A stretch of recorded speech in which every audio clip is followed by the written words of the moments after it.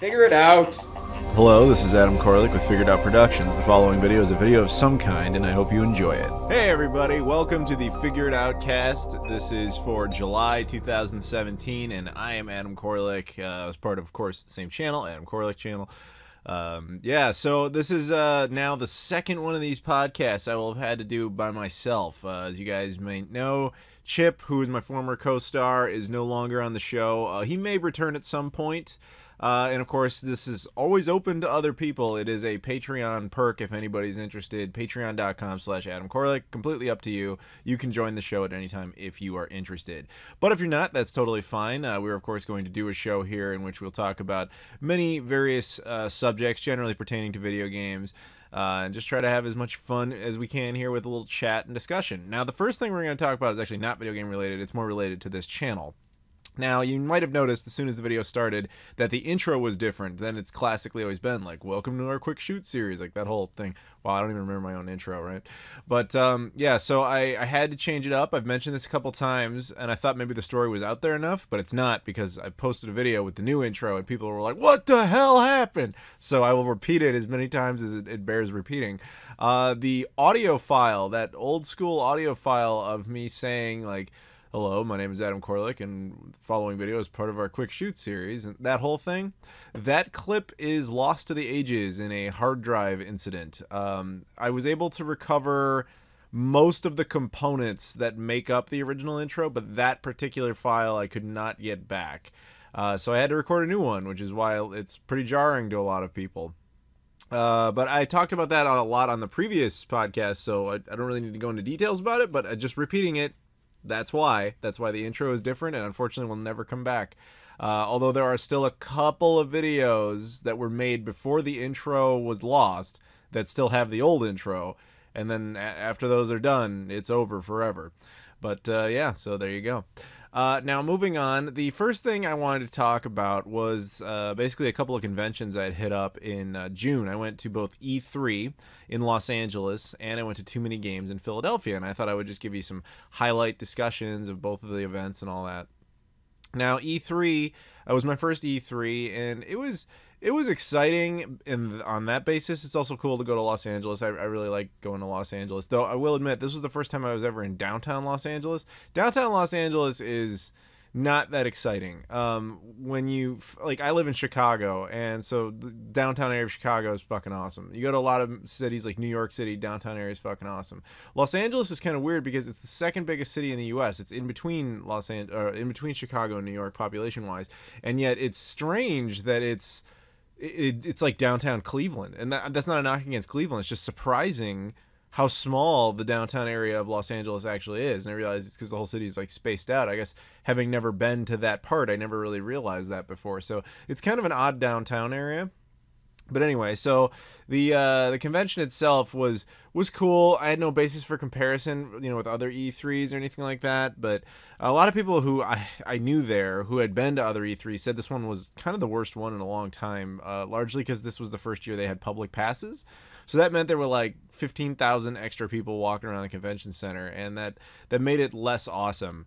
And I could definitely see why that would be an issue. And when I was there was multiple areas where they basically said, like, you can't even get in line. The line is too long. There's a line for the line. And when you factor in that the convention floor is really only open like 6, maybe 8 hours a day, depending on the day, you're lucky if you got to do 2 or 3 things in a day. And when I say do things, I mean, like, you get to play a demo for 30 seconds, that kind of thing. And I really wasn't interested in doing that. Like, I was at E3, partially for fun, but mostly for business. Like, I was there to make connections and, kind of talk to people I already know and kind of continue working on those type of relationships, right? And so when I wanted to play anything, the company that was the best to me was Ubisoft, because I've got a bunch of buddies there. So I was like, hey, well, what can I do to play your games? Do I really have to wait in this line? They're like, no, we'll hook you up.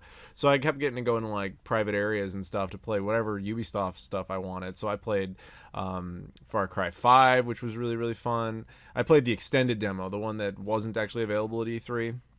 I played Skull and Bones, which wasn't playable at E3 at all to the public, but I got to do that. That was really fun.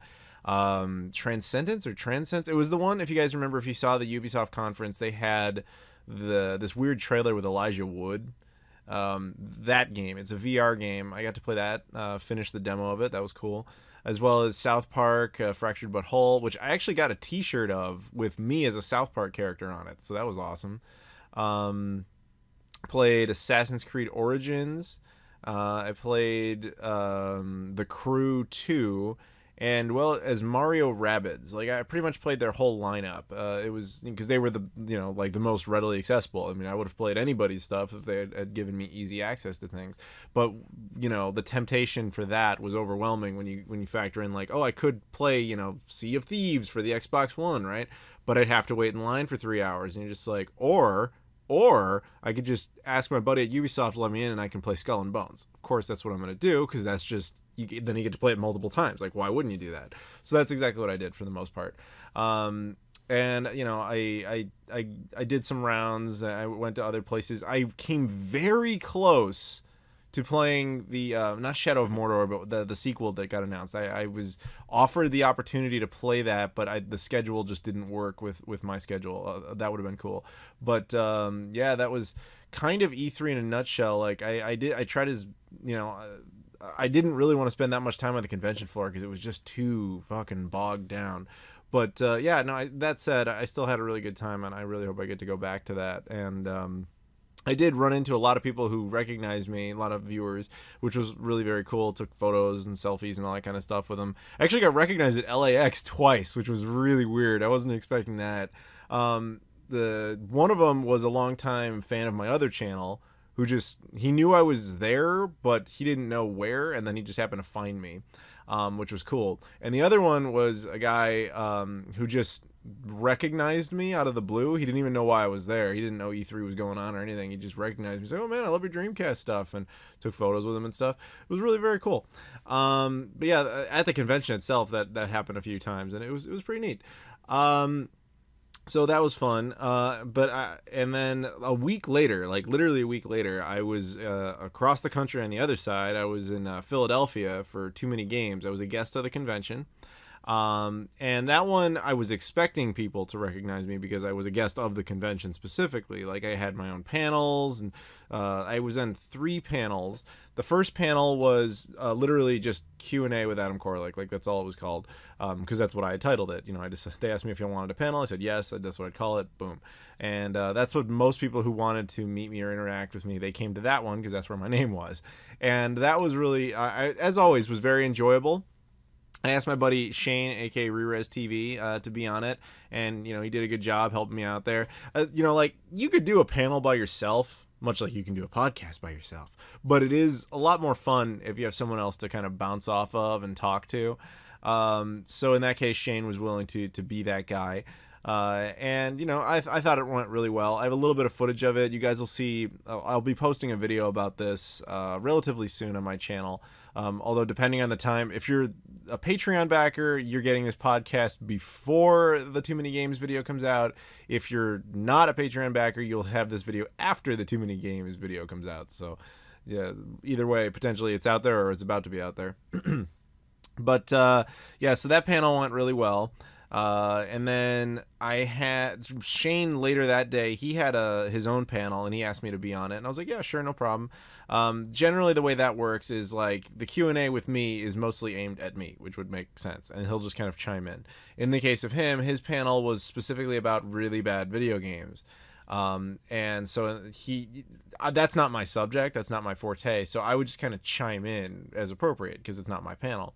The funniest panel, though, was actually the last one we did.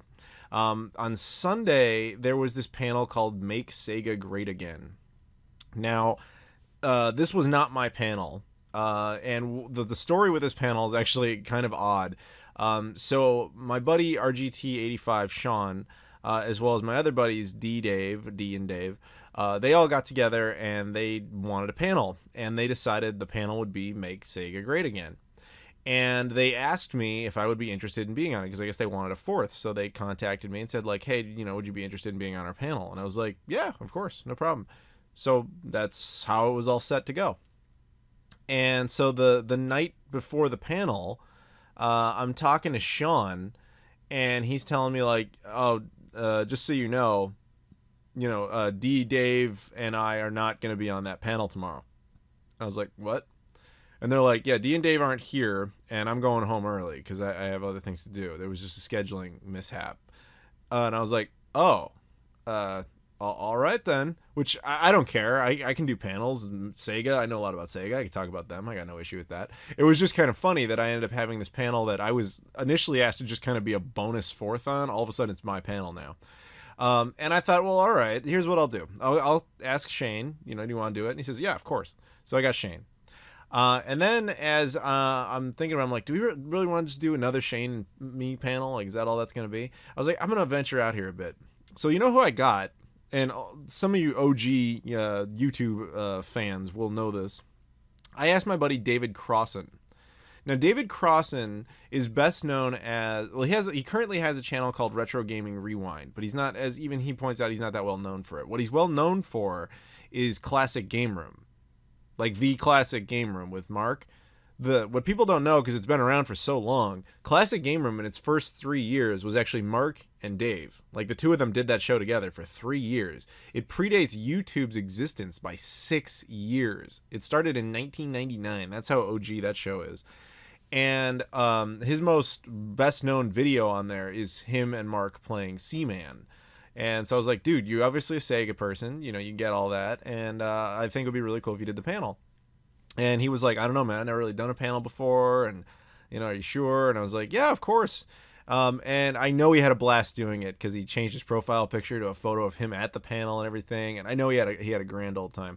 And it was really cool to get him up there because that dude's like, he has a ton of knowledge, and he really should talk about it more. And I try to push him and be like, dude, you got to get out there more, but he doesn't always want to. But in this case, he did it, and I appreciated it. And he was good to have there, and he was kind of a surprise to a lot of people because a lot of people like remembered him and remembered that he was on there. They just didn't think to connect the dots. Like, why would you? You hadn't necessarily seen him in like 18 years, 15 years, it's 18 to 15 years, depending on when you were watching. So it's not a lot of people would think to connect the dots there. But yeah, so it was cool that he was there. And at the same time, the other person I asked is my buddy James Reiner, sorry. I always get his last name pronounced. I know he's my friend, but I still pronounce his last name wrong because I'm such a good friend, right? But James Reiner, he is best known as being a massive part of the Shenmue community, and he's a very good friend of mine, and I asked him if he wanted to be on to talk, about Sega stuff, and he was like, of course, it's him too. He had never really done a panel before, but he thought it'd be great. So we ended up doing this panel, and we crushed it. I thought it was a very, very good panel. The first 15 minutes of it are in my TooManyGames video. So again, if you're a Patreon backer, that video is coming out soon. If you're the public, that video's been out for a while. But only the first 15 minutes of it were actually filmed. I didn't film any of it. I'd kind of learned a lesson last year, is if you film a panel, no one will watch it. So it's not really worth the effort of like trying to get somebody to coordinate that and having them set up properly and everything. It's just now, and then editing it together. It's not really worth it because only like 1,000 people maybe. I know it sounds like a lot, but relative to like how many other views you get from other things that can generally take way less effort, it's just not worth the time traditionally. So the only panels that I ever filmed were the ones I did it, ironically enough, TooManyGames the year before. So this year I didn't think to do it. But because James was on it, one of his buddies was like, yeah, we're going to film you. So they filmed it, but then their camera, or their phone, ran out of memory, and so they only had the first 15 minutes. So I thought, since we have it, and he said it was fine, I posted it. So there you go. If you want to check that out, it was a pretty good panel. And in hindsight, I do wish we had recorded it. That would have been nice. But yeah, so that was basically E3 and TooManyGames. I had a blast at both, and I hope we get to go back to each one. So now, moving on to the next subject. This subject was selected by Kyle Vaughn, sort of. Kyle Vaughn is a backer who is at the level in which he gets to pick any subject of his choice, and I will talk about it. And of course, he gets a shout out and all that fun stuff. And I thank you very much, Kyle, for your continued support. In this case, he actually had no particular subject in mind, so he said I could pick whatever, and I thought this is what I was going to go with. I want to talk about the SNES Mini, because a lot of people have presented that to me as like, hey, what's the deal? Are you going to get one? Blah, blah, blah. And I'll tell you the same thing I said when the NES Mini was announced. No, I don't care. I don't care at all. The NES Mini and the SNES Mini are just little clone emulator boxes. Granted, they are made by Nintendo. They're not unlicensed properties. I still have no interest in them. Like, at best, they are to me a display piece that's just like, oh, look, it happens to be a smaller little Nintendo. That's all that is. Yes, it can play the games through HDMI and all that stuff, but, you know, if you're into emulators, there's absolutely no reason for you to care about this thing. And if you're into retro gaming, really, you're probably not going to want this thing anyway if you like to do things like through traditional hardware like I do. I mean, this thing doesn't play actual cartridges. It's just a little emulator box in a cutesy little shell. And one thing that drives me nuts about it is the amount of people that are like, oh, this is so original and so crazy that they have this little box with all the games on it. Like, no one's ever done that before. Yeah, hi. Sega, Atari, Intellivision, ColecoVision, they've all been doing these like clone boxes forever. The only difference is, and I will grant this is legitimate, is that for the most part, the little clone boxes are not very good. They're, like, with the exception of the Atari Flashback 2, none of them are made particularly well. I will say that Nintendo's are actually, from a hardware level, made competently. That said, still no interest for reasons previously stated. So yeah, no, I don't want one of these things. And to me, it generally just kind of seems like it's trying to cater to the soccer mom crowd, not necessarily the real gaming crowd. It's trying to appeal to people who are at best casual, who are just like, hey, I remember having a Super Nintendo. I don't have it anymore. That would be cool to just get this little thing. It's got some of my favorite games on it, whatever. Like, that's its purpose. That's what it's supposed to do. And it's going to do that very well, and that's fine. But what I find strange is the amount of, like, people who are, like, avid enthusiasts of video games that are into this. Because I'm like, you have access to all the games on here in multiple different ways. Why do you want this thing? And so that part perplexes me, to be honest with you. I will admit, it is cool that this is the first time Nintendo is officially, if you want to call it that, releasing Star Fox 2. Long story short, Star Fox 2 was canceled, even though it was completed, but the ROM of it has been out forever. There was a Japanese completed ROM that's been out for a while, and then there's a slightly more updated version, which is what the version that they're going to put on this thing. However, that version has been out for at least a year or two now, so you don't even need to do it that way. But, you know, you can even get reproduction carts of that game and play them on a real Super Nintendo. I'm not saying I don't understand the benefits of the emulator. I'm not saying I don't understand the benefits of, like, HDMI output and all that stuff. I get it. It's just not for me.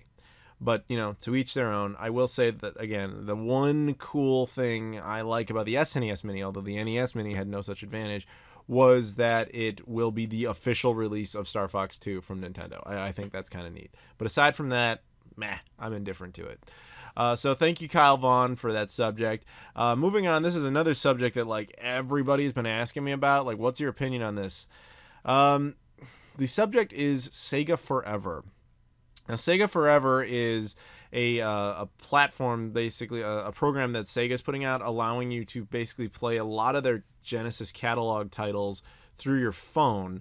And it's apparently a freeware service, but the only way it works is that, you know, it triggers ads, and it's whatever. And it's people are like, oh, aren't you excited? Like, no, I don't care about this. Like, again, for the same reason, I'm not into emulation. I prefer to play on original hardware.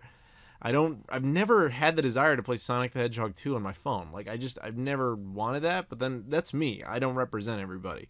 So Sega Forever, to me, is of no interest whatsoever, and it's also not even that interesting of a concept. It's been around for a long time with other companies and other concepts.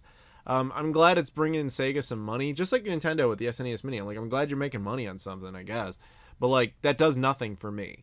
I'm not interested in it. It would be cool, I guess, if... The one thing I'll say about Sega Forever that I would like, although I don't expect to see this, is that it would show more people the greatness that was Sega in their prime, because a lot of people just never had access to anything Sega related, especially aside from the Genesis. And so it would be very neat if people had that. But I don't think Sega is going to put too many non-Genesis titles on this thing, just because Genesis is what's going to sell. Like, I don't think you're going to see Sega Saturn on there anywhere, especially since a lot of Sega Saturn games, their source code's lost, and 32X and Sega CD, for the most part, I don't think you're going to see anything other than maybe Sonic CD, maybe Knuckles Chaotix, but I kind of doubt it. But, you know, we will see. And Dreamcast is always a possibility, but it may not be easy to do that yet. But give it time, and I'm sure we'll figure something out. But yeah, that's kind of my stance on Sega Forever. Very similar to the SNES Mini. It's mostly indifference. And we're going to be talking about said indifference in just a moment. But first, we have a round of shout-outs here. We have 3. Now, the following people are all at the Patreon level in which they get a shout-out every month on this podcast. You can do this at any time if you wish to upgrade your pledge. I'll basically just talk about you for a minute. Usually I just make stuff up, it's like intentionally made up, and it's just a great way to support the channel, and I thank you very much for these people for doing this. First up is Colin.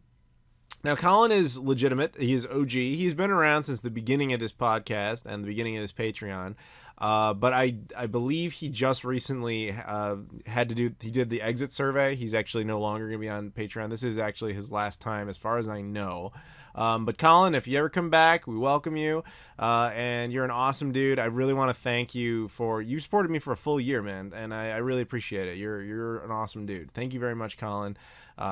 You are amazing. Thank you. That's not making stuff up. That's actually all real.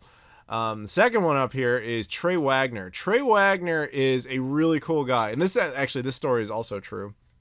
Trey Wagner was the winner of an Xbox, an OG Xbox that my other channel gave away.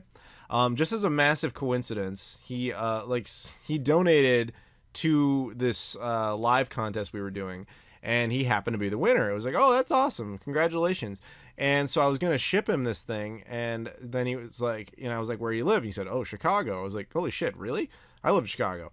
Fuck, I'll just bring this to you. Why don't I do that?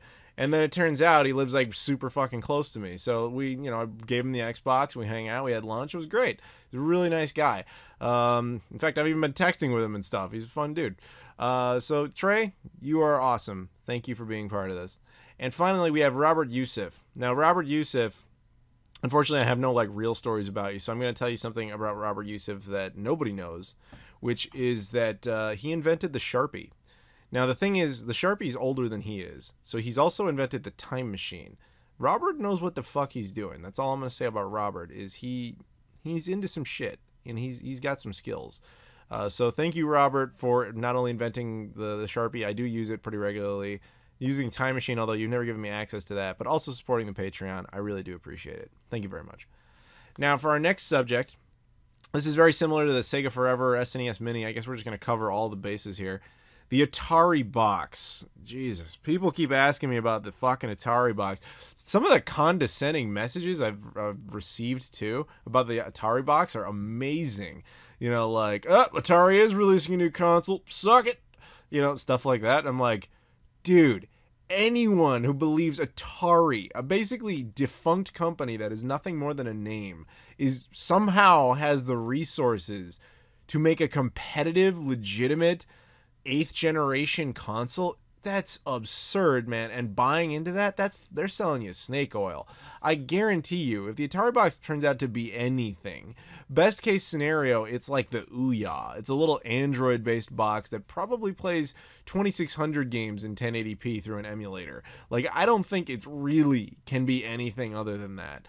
And especially when you read the press conference, if you want to even call it, it's more like a press release for that thing.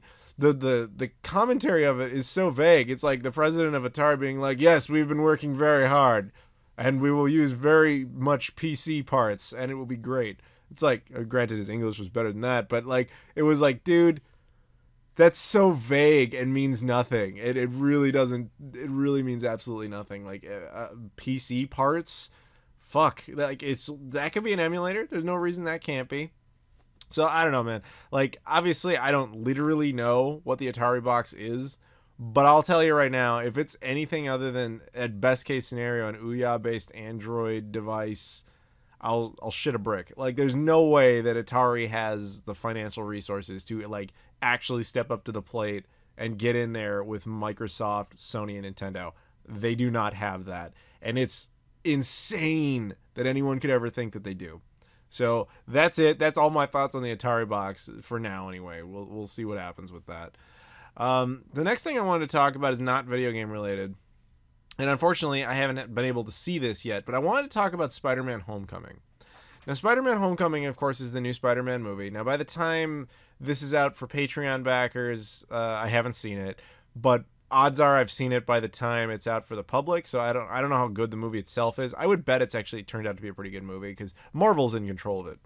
Now, more so what I wanted to focus on here was that I'm worried about what's going to happen with the Marvel Cinematic Universe and Spider-Man's involvement. Long story short, Marvel does not control Spider-Man. Even though they own the character, they don't own the film rights to him. So in order to use him, they had to get Sony. Yes, Sony as in PlayStation, but Sony, people forget when you're a gamer, does other things. They make televisions, they make all this other shit. One of the things they own, oddly enough, is a film studio. And through that film studio, they own the film rights to Spider-Man.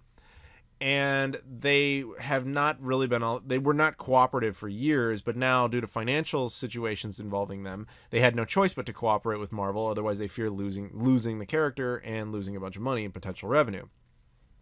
So they've done some sort of mutual agreement in which they allow Spider-Man into the MCU for a few different films. He was in Captain America: The Civil War. He'll be in Spider-Man Homecoming 1 and 2, which are part of the same universe with Hulk and the rest of the Avengers and all that stuff. Guardians of the Galaxy, all that stuff. He'll also be in the Infinity War storyline, parts 1 and 2. But he is not guaranteed to be in the MCU after that, even though the actor playing him, Tom Holland, signed on to play him 6 times, which means that counts for 5 Marvel movies and 1 spare. Now, according to Sony, the spare is essentially the 3rd Spider-Man Homecoming movie.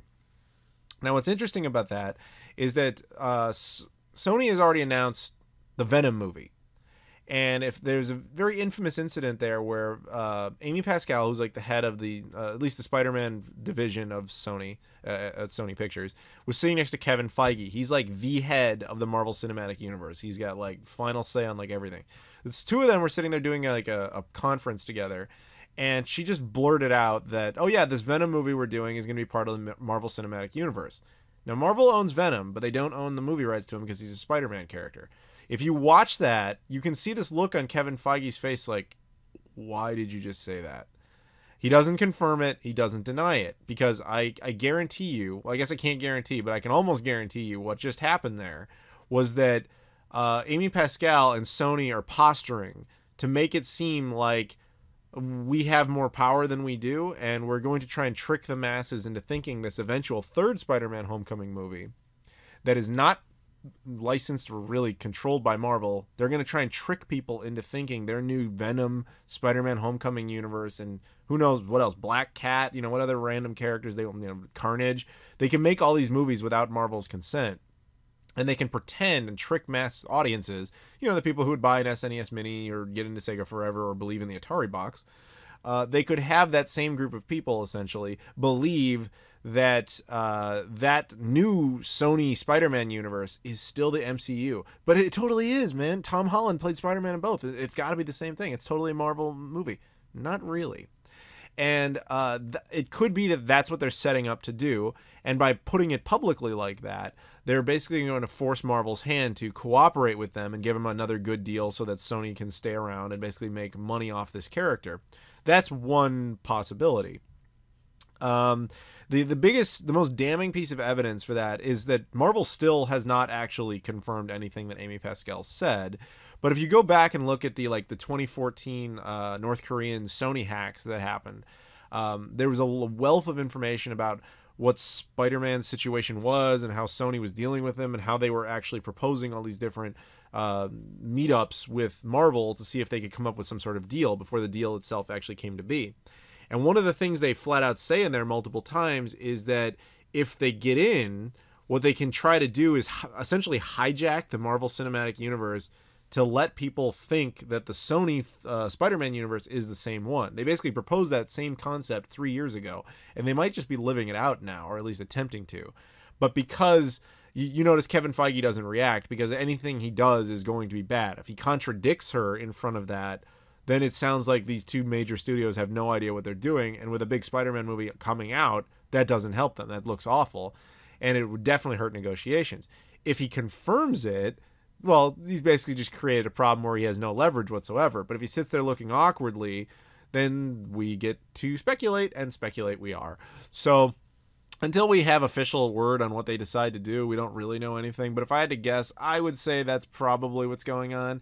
And I hope, for the sake of basically us, the fans, the viewers, I hope that these parties come together and they just come up with a way to keep Spider-Man in the MCU, keep all these projects in the MCU, but let Marvel have control. It's very self-evident at this point. Sony cannot make comic book movies. They can't do it.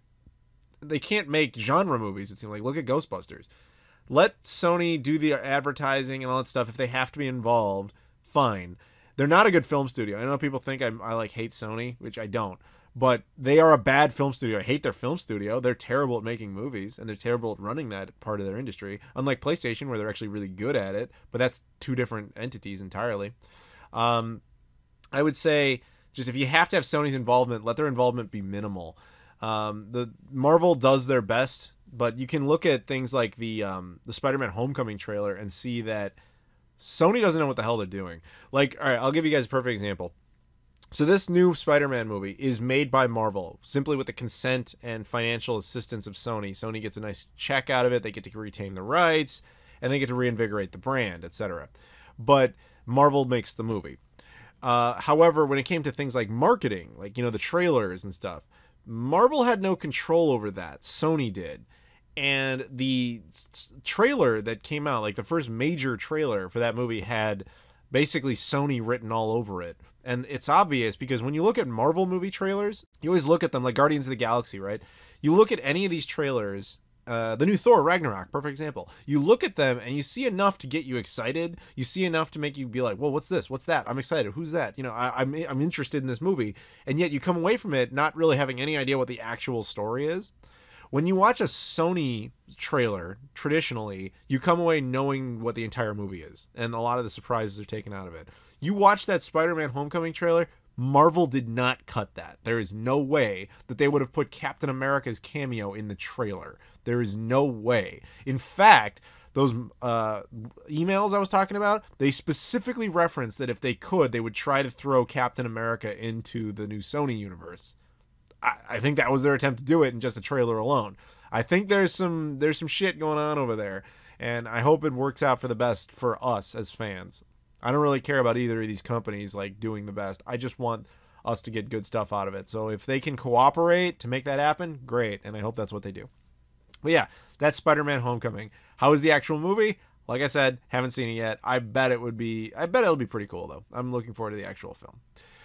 So moving on to our next subject. This comes from Corey Marsh. He is another longtime Patreon backer. Again, gets to pick a subject. His subject this month was a tad existential. He wanted me to think about something, and it's hard to answer. But he basically wanted to talk about the evolution of video games and where I see it going next. So at a time, it would have been, you're going to go from 2D to 3D. So people would have been projecting the possibility that 3D is going to be the next big thing, and it was.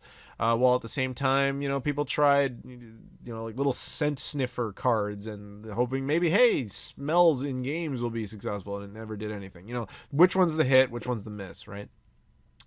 And we've had many hits and many failures along the way. And he basically wanted my opinion of what I think the next big one is going to be. Well, who the hell really knows? I think right now what everybody's doing is they're basically pushing VR as the next big thing. VR, though, has not exactly taken off the way that I think that a lot of people would have, in the industry, would have preferred that it did. And having used VR a bunch of times now, it's not hard to understand why. It's just very impractical. Like, it's neat fundamentally when the right kind of setup exists, but having that right kind of setup is hard. The best VR experience I ever had was at Machinima Studios in Los Angeles, and it was because they had built like this multi-million-dollar room. Well, I mean, not $1,000,000, but multi-$100,000 room designed for VR. And it's like, yeah, of course that's going to be good. I'm not building one of those in my house. Like, I'm not going to do that. And if you have to do that, that's just impractical. So what the next practical thing is, I think that's the problem, man. Nobody fucking knows right now. Nobody knows exactly where video games are going to go. And I think, unfortunately, if I had to predict anything, I think the next trend is going to be quickly upgrading your hardware, using more of the cell phone and almost PC gaming model, where rather than having a new console, like traditionally consoles come out like every 5 years or so. The 7th gen was a freak because of the '08 economic crash, so it lasted a lot longer.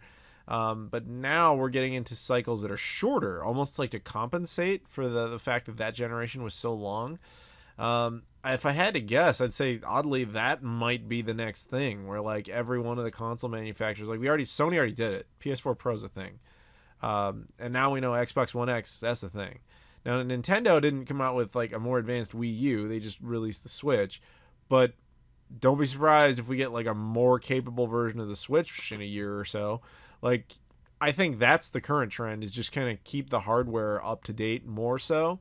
And that doesn't really benefit. I mean, I guess it benefits games in the sense that developers have more tools that they can make more advanced games with.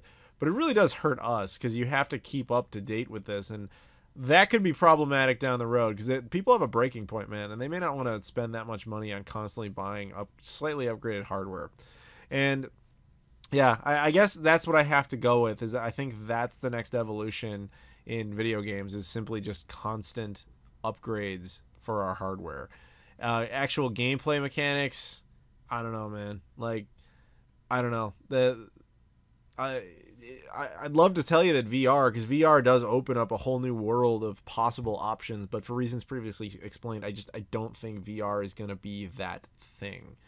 What I would like to see more of, though, is what I might call like interactive cinema. Things like Until Dawn, things where it's like fully animated like movies that are games with, you know, a nice mixture of gameplay and choice and really solid stories. That would be cool to see an evolution of that. Kind of like, I don't know if any of you have read Ready Player One. Kind of like Ready Player One has a little bit of that, although that one's much more linear, and I'm not going to give away spoilers in case you haven't read it. But I would like to see something kind of like that. That would be kind of neat. So there you go. Thank you very much, Corey. And moving on, I have one last subject here. This one is just like a silly little goofy story I read about. I thought it was kind of amazing. Tecmo in Japan is releasing an upgraded version of DOA Xtreme 3. DOA Xtreme Volleyball 3, which is like those games where the Dead or Alive girls, like Kasumi and all the others, they're in like volleyball games where you see them in scantily clad, you know, bikinis and all this stuff, and they're playing volleyball and they hang out in the pool and all this stuff. They released the first one on the OG Xbox, the second one on the 360. The PS4 in Japan got DOA Xtreme 3. They decided not to release it in North America. They did release it in other parts of Asia, though, and I think they also didn't release it in Europe. Partially, this had to do with like political reasons, if you want to call it that. Like, they didn't want to deal with the pressure of being called like sexist, feminist, whatever. Or sexists by feminists. I don't think they would have been called feminists. You get my point.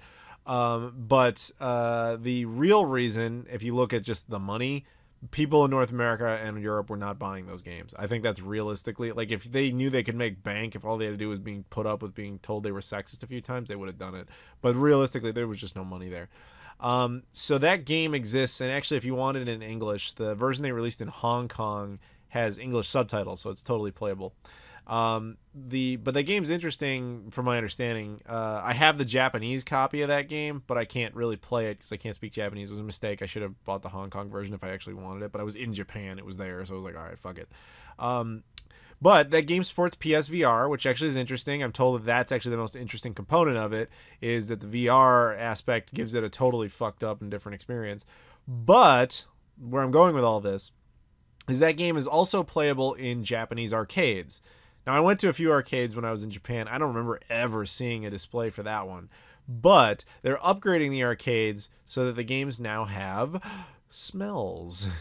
Now, I know I joked before about how smells at one point were probably considered the thing in the future and they never went anywhere with it. This is a little different because the arcade cabinet is compatible, obviously, with the game. And it has like a whole bunch of preloaded like scents in it.